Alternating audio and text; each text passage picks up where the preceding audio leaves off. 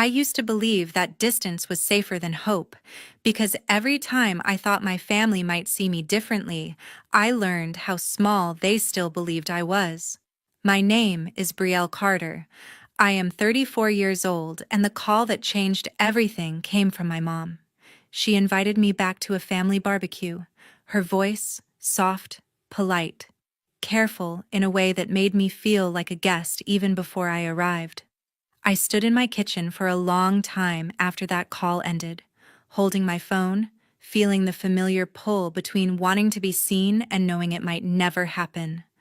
I live quietly, I work quietly, and I build everything quietly.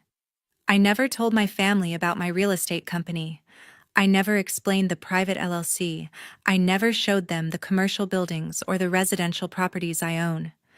I kept my life looking ordinary from the outside because peace mattered more than being questioned, mocked, or compared.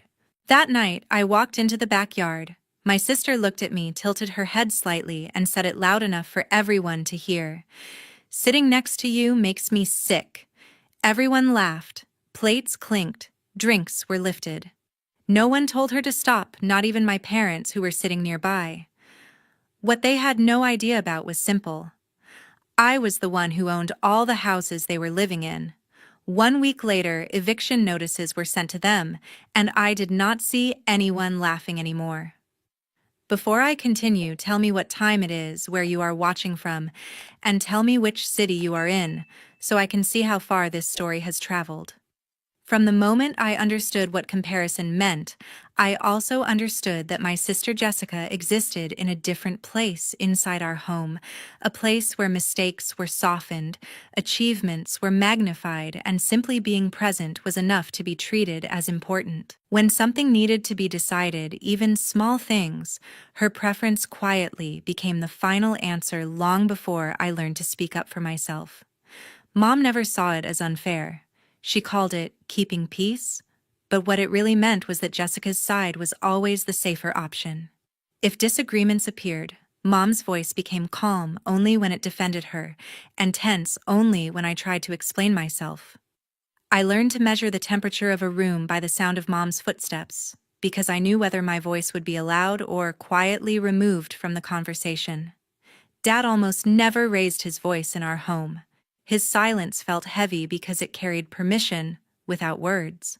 When I waited for him to step in, what I received was quiet breathing, folded newspapers, and the message that being ignored was easier than being protected.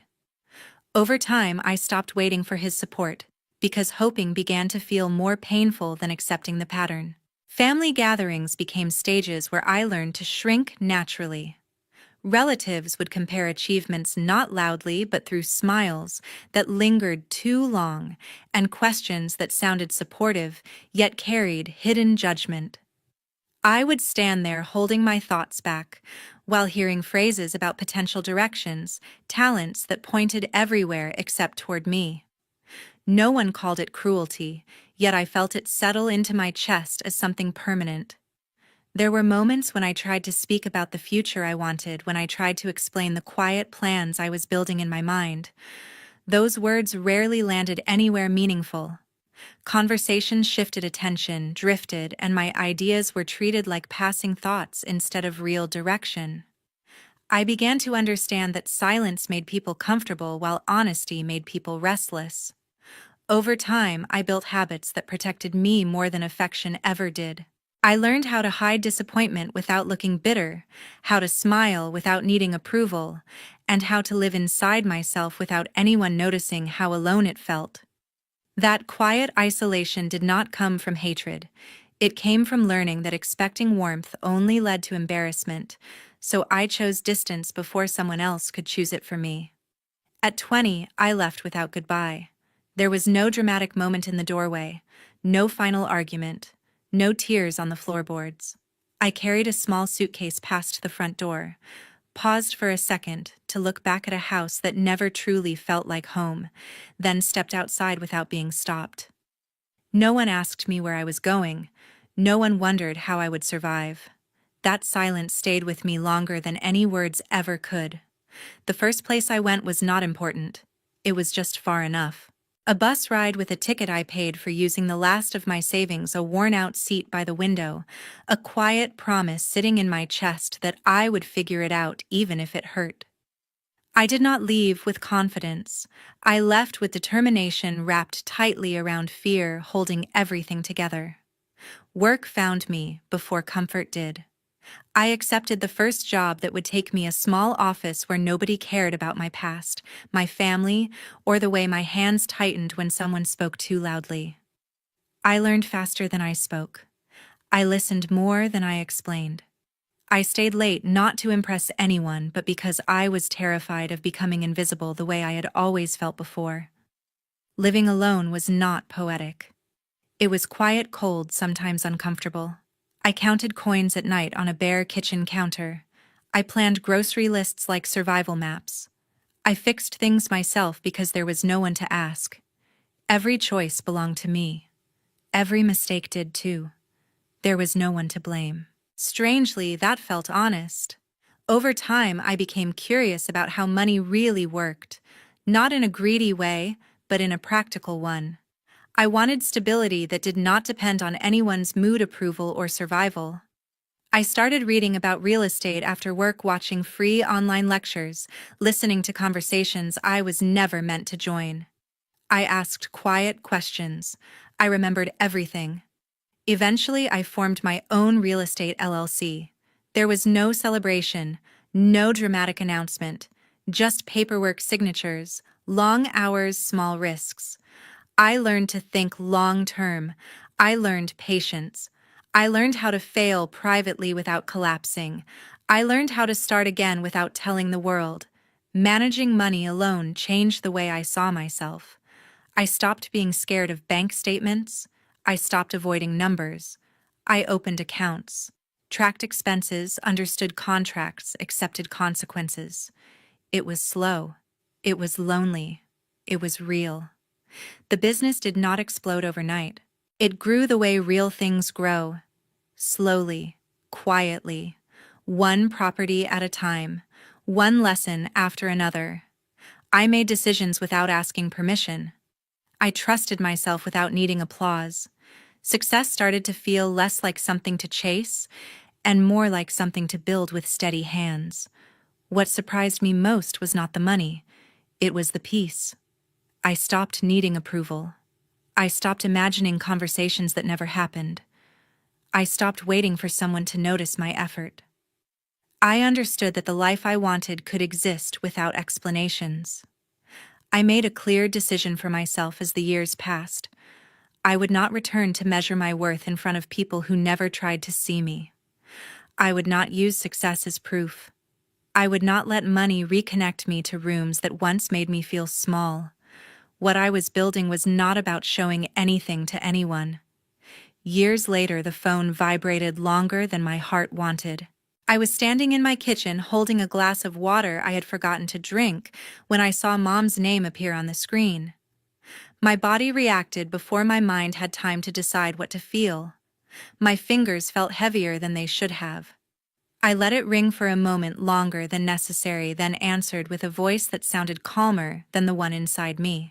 She spoke as if nothing had broken, as if years had passed without silence. Her tone was polite, careful, almost formal.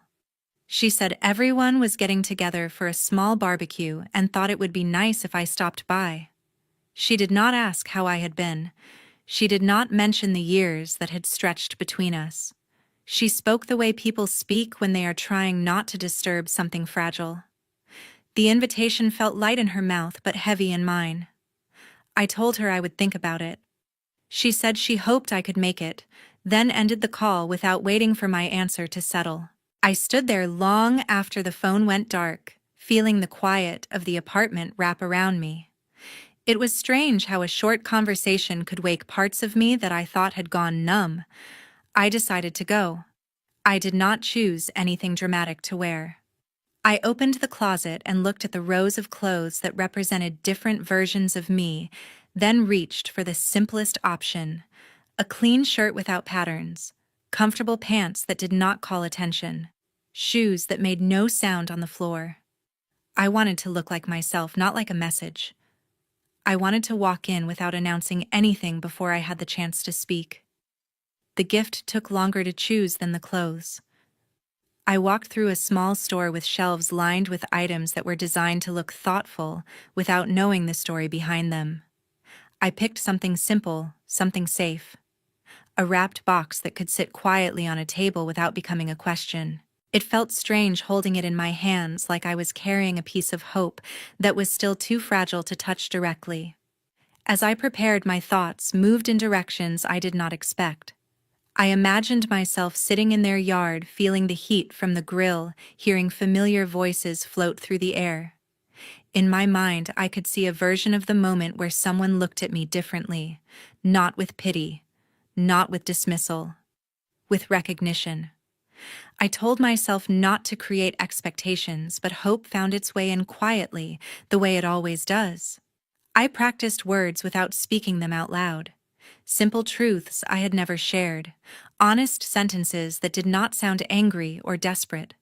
I wanted to say that I had built something. I wanted to explain that I had learned how to stand on my own. I wanted someone to hear it and understand that I had never been weak, only unseen. I kept telling myself to stay realistic, but the thought of being acknowledged stayed close to my chest. The drive to their house felt longer than it should have been. The streets looked familiar in a distant way, like places from a dream you once had but never fully remembered. I kept both hands on the wheel, breathing slowly, trying to keep my thoughts steady. I told myself that this was just a visit, just a meal, just an afternoon. Still, my heartbeat did not listen to logic. When I pulled up, I sat in the car for a moment before getting out. I looked at my reflection in the mirror. I looked like someone who belonged somewhere even if I did not feel like it. I picked up the gift from the passenger seat, held it carefully, and stepped out. The smell reached me before the voices did. Smoke, sweet sauce, familiar food cooking over heat. Laughter drifted through the air from the yard. I walked toward the gate, slowly feeling the ground under my feet as if each step required permission I was trying to give myself. Inside, I carried more than a gift. I carried a small, careful hope that this time I might be allowed to speak without being brushed aside. I carried the wish that someone would listen to what I had become instead of only remembering what I used to be. I carried the quiet dream that maybe just once I would not have to prove that I mattered. I did not expect miracles. I did not expect apologies. I only wanted the chance to be seen. That afternoon felt heavier than my breath.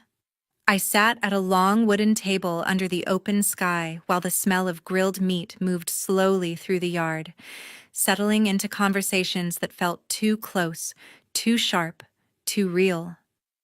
Laughter rose easily from every corner as if nothing fragile existed at that table. Plates moved from hand to hand, glasses collected fingerprints. Voices overlapped in a rhythm that left no space for silence.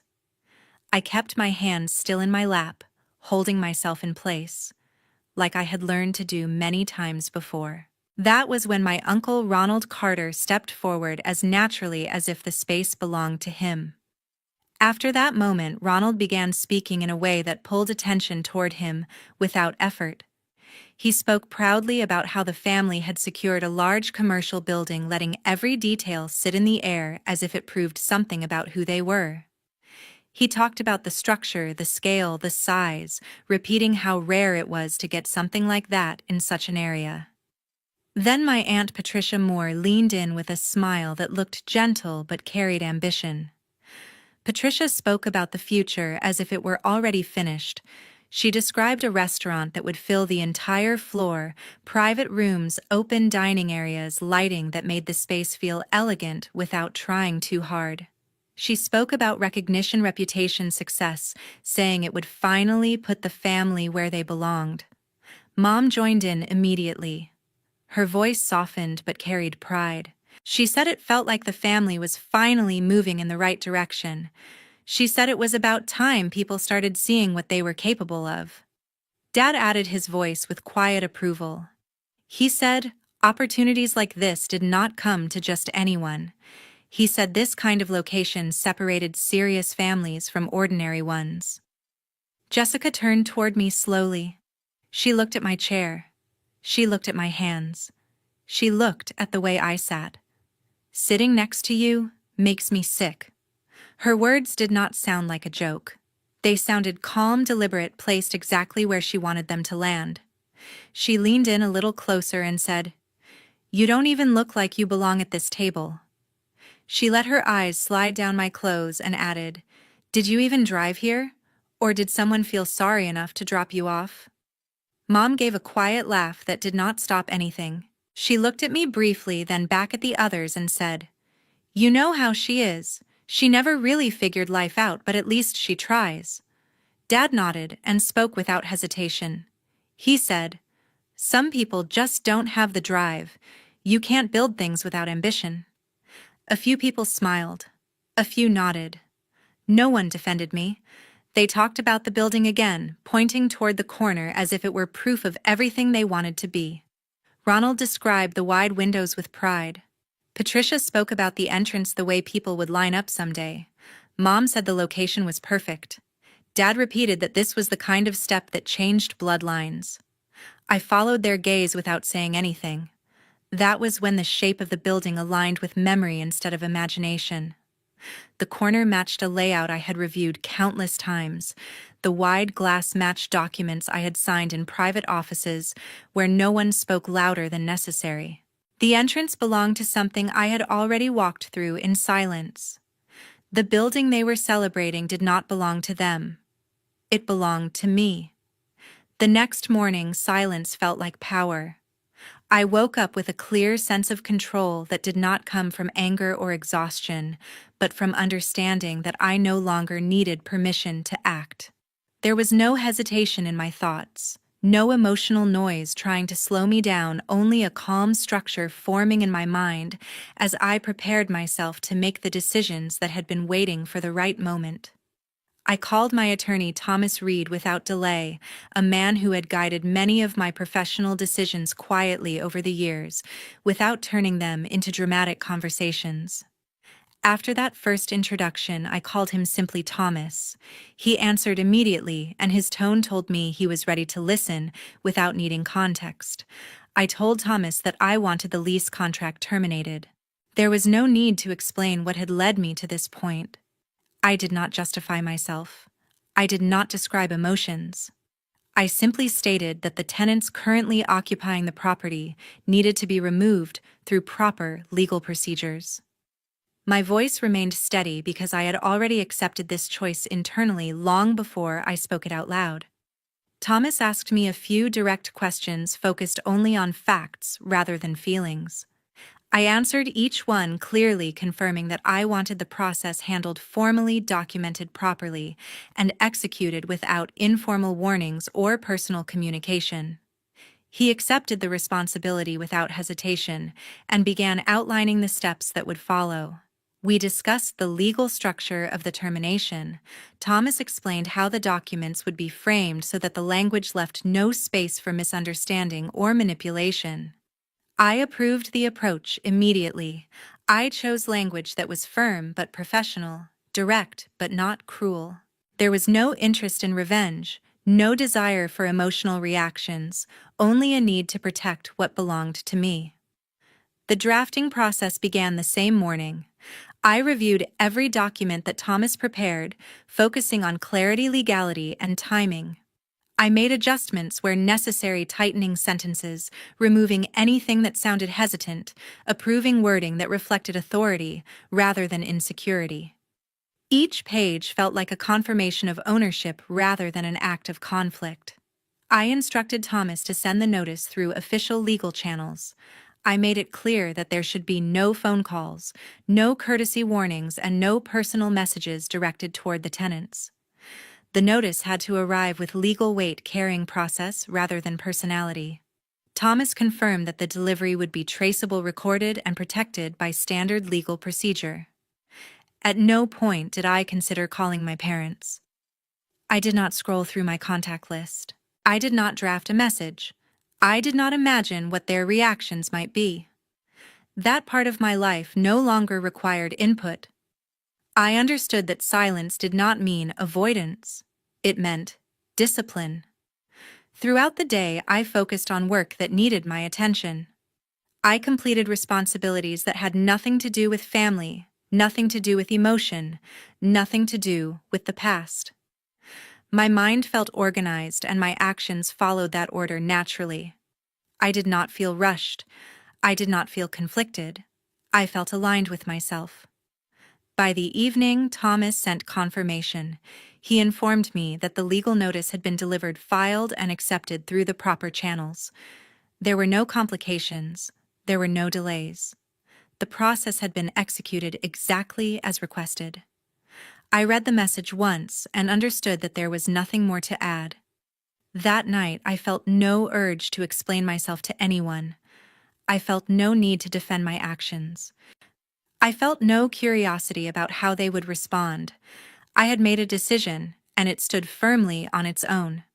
3 days later, they knocked with shaking hands.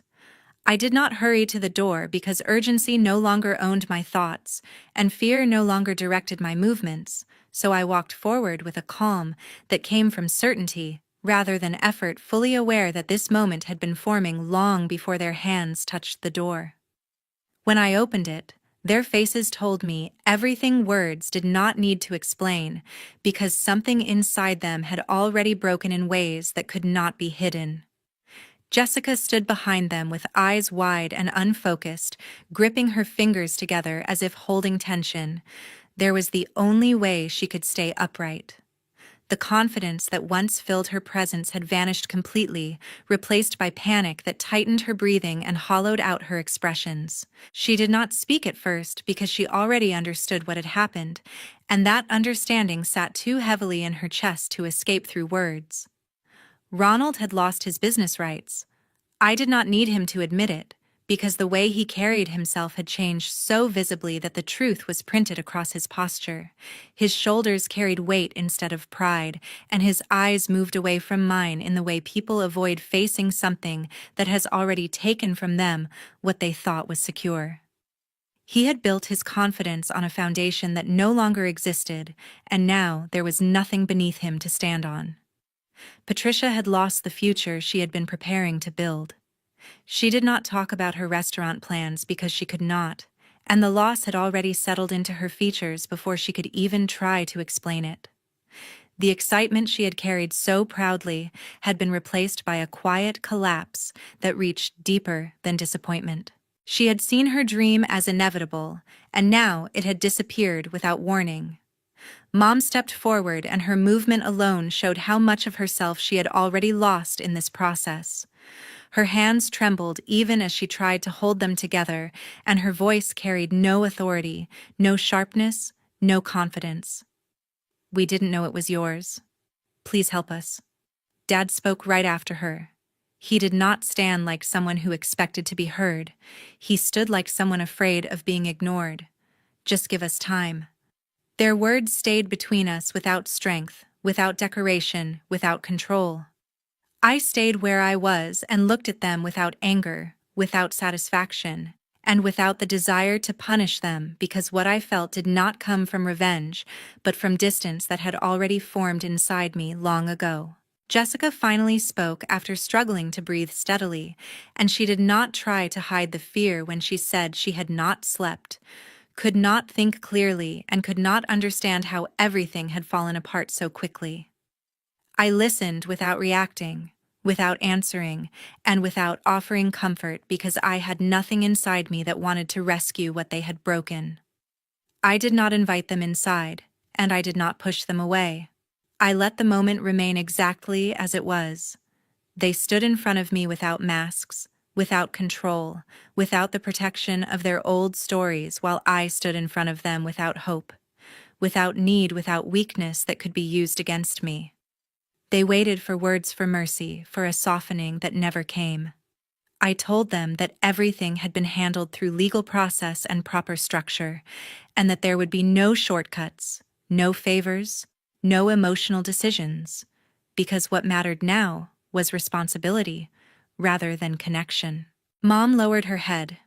Dad could not look at me. Jessica struggled to breathe normally. They left silently, not because I forced them, but because there was nothing left they could say. When the door closed, I did not feel relief or victory. I felt balance. Some endings do not arrive through chaos. Some arrive through understanding. Months later, I stopped wanting apologies. That quiet shift did not happen in a single moment. It happened in small realizations that slowly replaced old habits, old reflexes, old hopes that something would change if I waited long enough. I stopped checking my phone when holidays came closer. I stopped wondering who would call first. I stopped preparing answers in my head for conversations that never happened. The silence that used to feel like rejection began to feel like freedom. I cut off contact completely, not as revenge, not as a statement, but as a choice that protected what was left of my peace. I did not attend birthdays, dinners, or family meetings. I did not send gifts or polite messages. I let invitations stay unanswered without explaining, without defending myself, without reopening doors I had already closed. For the first time, I was not punishing anyone. I was simply choosing myself. My life stopped revolving around being seen by people who never truly looked at me. I built routines that belonged only to me. I worked when I wanted. I rested when I needed. I decorated my space the way I liked without worrying if it looked impressive. I bought things because I enjoyed them, not because I wanted anyone to notice. I chose friends who listened without comparing my worth to someone else's success. There was a strange moment one afternoon when I realized I was no longer angry. I had expected anger to stay longer, to burn brighter, to remind me of everything that had been taken from me. Instead, I felt calm. I felt detached. I felt whole in a way that did not depend on any reaction from them. I understood then that healing was not loud. Healing was quiet, steady, patient. I stopped searching for validation in places that were never built to give it. I stopped measuring myself through anyone's standards. I stopped proving that I was enough. I already knew I was. That knowledge did not come from success, money, or recognition. It came from surviving without becoming cruel. It came from walking away without turning bitter. It came from learning that I could build a life without asking permission. I no longer imagined reconciliation scenes in my head. I no longer rehearsed what I would say if they showed up at my door. I stopped carrying those imaginary conversations in my heart. The truth was simple. I did not need them to understand. I did not need them to admit anything. I did not need their regret to move forward. Closing that chapter was not dramatic. It was not loud. It was not marked by speeches or confrontations. It was marked by quiet mornings where I woke up without dread. It was marked by evenings where I slept without replaying memories. It was marked by the absence of fear when my phone rang. That was how I knew the cycle had ended. I live freely now. Not in a way that looks impressive to the outside world, but in a way that feels honest inside my chest. I make choices because they feel right. I set boundaries because they protect me. I walk forward without looking back, not because I forgot, but because I no longer belong to that pain. This is where my story became quiet, stable, and finally mine. The hardest lesson I learned was that love does not beg for space. Real love does not require endurance. Real connection never makes you feel invisible while asking you to stay loyal. I learned that silence can be chosen, not feared. I learned that walking away does not make someone weak, it makes them honest with themselves. I learned that forgiveness does not always mean rebuilding bridges. Sometimes it means letting the river swallow the broken pieces. I understood that peace is not something you are given, it is something you protect. I also learned that healing does not arrive through apologies, it arrives when you stop needing them. The most important truth I carry now is this: your worth is not created by how hard you try to be seen by people who are unwilling to look. Thank you for staying with this story until the end. If you have ever felt invisible in your own home, this story is for you. If you have ever stayed silent to keep peace, this story is for you. If you have ever walked away without being understood, this story is for you. Healing does not always look dramatic. Sometimes it looks like quiet courage. Sometimes it looks like closing doors without slamming them. If this story resonated with you, I hope it gave you comfort, strength, or even the smallest reminder that you are not alone. Thank you for listening. Thank you for reading. Thank you for holding space for stories like this.